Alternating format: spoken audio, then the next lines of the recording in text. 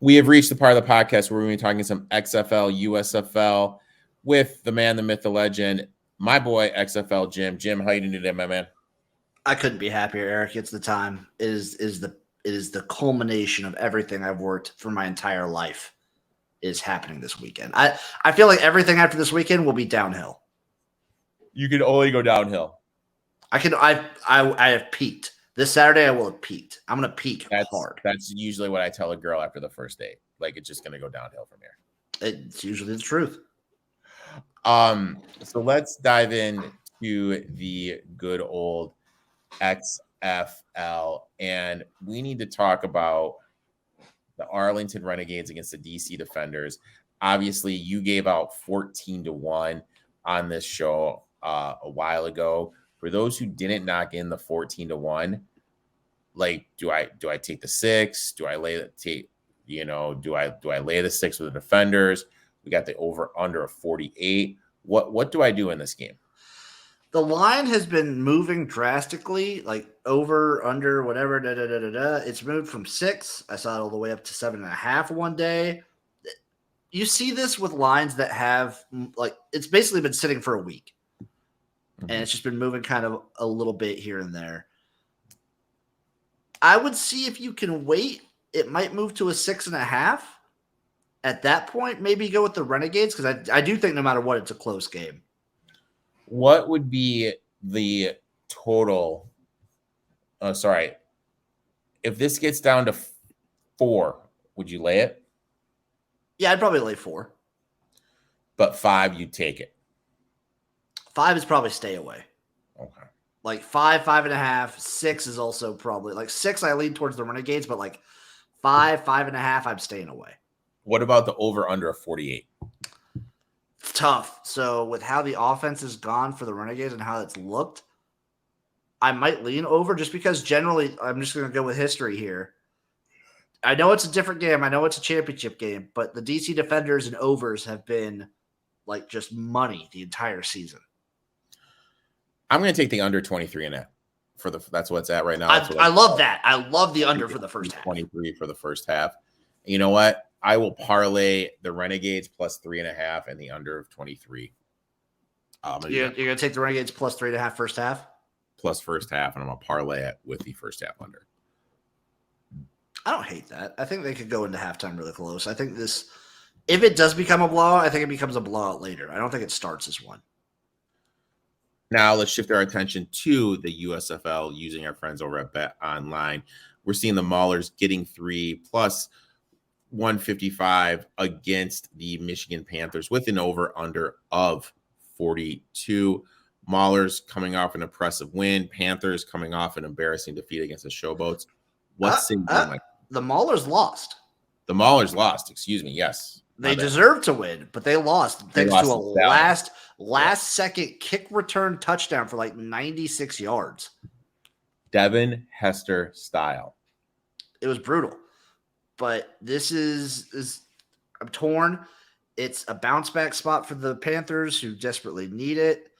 The Maulers are kind of coming into themselves. Their offense looked alive versus the Stallions. The thing is, with the Maulers, they don't score touchdowns. So I like the under no matter what. Love the under in this game. I like the under too. I mean, that's kind of I could see that being a little people having a hard time finding the zone. I don't feel confident one way or the other on that spread. 3 it's tough. I lean the Mauler. If I'm going to bet the Maulers, I'd bet them outright. I might sprinkle a little on that money line. I might throw them in a round robin. I might throw them in a parlay, but I bet the money line. I don't want to touch the spread. Okay. All right. I respect that. No first half lines up, so let's shift our attention over to the Sunday game. We got the New Jersey Generals laying 6 against the Philadelphia Stars. Stars plus 215 on the money line, over under 43. Jimbo, I kind of feel that this is the same situation the Showboats were in last week. That this is an absolute must win for the Philadelphia Stars. If this gets to 7, I kind of feel I need to bet them. If it gets to 7, I'd probably back them too. But the Stars are kind of, you're seeing them collapse. Their line play, both on offense and defense, is disgusting, and not in a good way.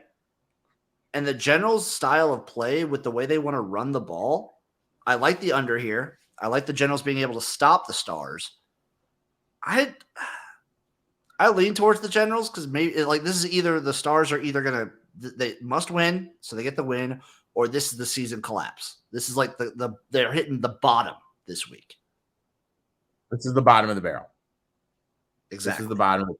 Like we could see the wheels fall off if they don't get it. And I'm telling you, and because of that, I think this is the thing. I think they have to win this game, dude. I think this is it. I think they need to win this game. And because of that, I think I'm going to bet him. I'm going to wait because I could see this getting to 7, though. I could see that happening. I'm torn. I'm either on the side of collapse or the side of them bouncing back. As a Stars fan, I'm probably going to bet the money line just because of the must win. But my head says the Generals, my heart says the Stars. Now we are looking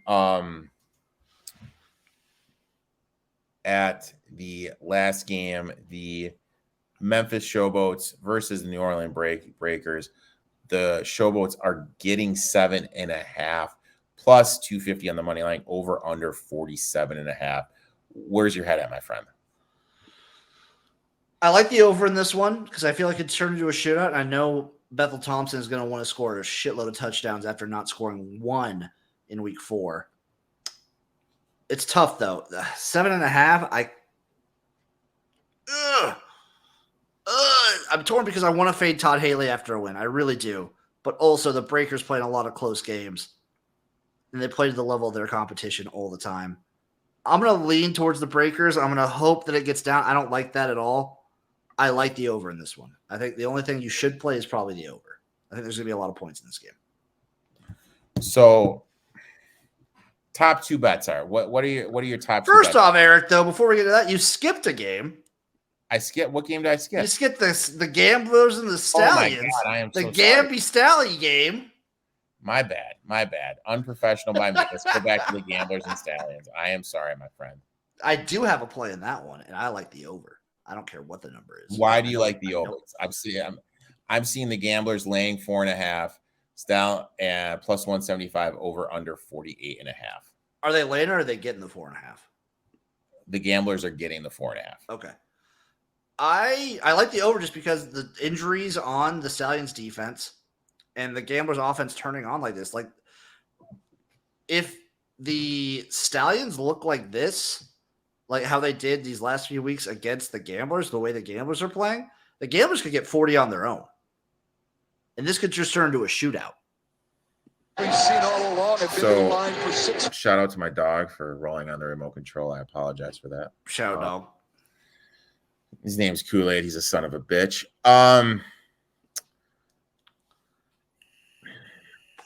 Do we round robin this week?